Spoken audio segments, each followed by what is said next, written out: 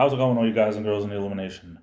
Time to jump aboard the Loom train. It's me, it's JJD, JJ Double J, the Illuminator here, the sweet one. Also known by almost countless other aliases and nicknames, but we won't get into that right now. Unrealistic goals. That's the thought for today. That's the word on the street. On my street, anyway. Proverbial street. I don't know. Sometimes a boss will tell you this needs to be done, this needs to be done. The problem is there's only so many hours. And the old expression, do you want it fast or do you want it good? Well, when it comes to janitorial, when it comes to cleaning, that takes on a whole different meaning. But it takes on the true meaning. You could do a fast job, but it's not going to look the way it should, at least in the long run. If you want something done right, yeah, they say do it yourself. But if you want something done right, it needs the time to do it. It's like if you're waxing a floor and you look on the bottle and it says, please wait 1 full hour to dry before putting on the second coat. If you only wait a half hour, the wax as it's hardening up, it might start to move a little bit. Then you got bumps in the wax. Or like in industrial terms, the wax is so much thicker, almost like a shellac. If it's not fully dry to the touch, then as soon as you hit it with the mop, whether it's a microfiber mop or what we call the string mops, the spaghetti mops, one way or the other, it's going to do the same thing. It's going to get this rippling effect and it's going to look horrible. But you can only rush a job so much.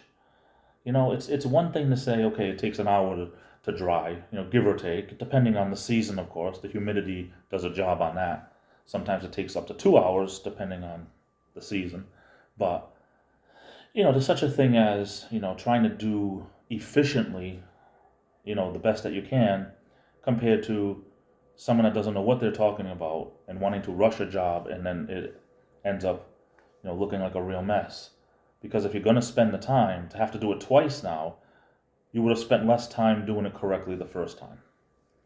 But unrealistic goals could also mean at home. When it comes to things that you want to do. People could say, I want to be a millionaire by the time I'm 30. For most people that are over 30 now, that might have been an unrealistic goal. But maybe it's better to set smaller goals first. That way you don't get discouraged because you can't hit your goal. It's like losing weight. If you say, I'm not going to be happy till I lose 50 pounds. Well, set yourself smaller goals, like, 5 pounds at a time or 10 pounds at a time. You'll feel better about yourself and you'll probably keep going. Unrealistic goals, it's just something that haunts us. And they should be avoided at all costs, as far as I'm concerned. That's my thought for today. Anyway, I hope you're doing well. I'm off to the races. I love you all. Stay safe. Have a good rest of the day. Be good to yourself. This is the Illuminator, and I'll be back.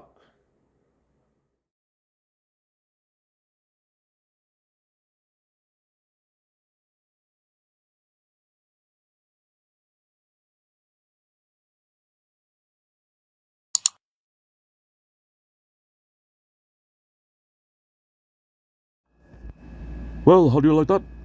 He said the porridge was so good I would lick my bowl. And I did.